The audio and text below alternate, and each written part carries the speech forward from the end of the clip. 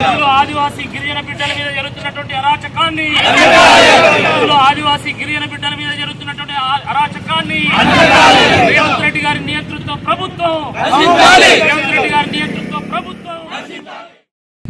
ప్రజాపాలన కాస్త ఈరోజు ఒక ప్రతీకార పాలనగా, ఒక పైశాచిక పాలనగా మారిపోవడం నిజంగా దురదృష్టకరం. ఎక్కడ చూసినా అక్రమ కేసులు, అరెస్టులు, అడుగడుగున నిర్బంధాలు, దాడులు, అరాచకాలు, ఆత్మహత్యలు.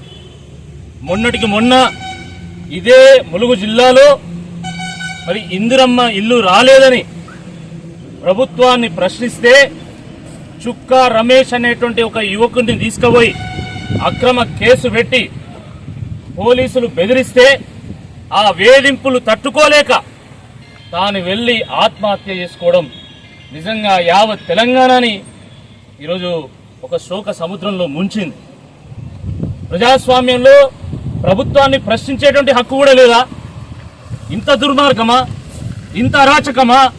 ఈ ప్రజలు ఓటేస్తేనే మీ ప్రభుత్వం వచ్చింది కదా, ఆ ప్రజలు తమ హక్కుల కోసం, తమకు రావాల్సినటువంటి పథకాల కోసం ప్రభుత్వాన్ని ప్రశ్నిస్తే మీరు అక్రమంగా కేసులు పెట్టి వేధించి వాళ్ళను ఆత్మహత్యలు చేయడం ఎంతవరకు సబబని చెప్పి ఈ సందర్భంగా మేము ప్రశ్నిస్తా ఉన్నాం.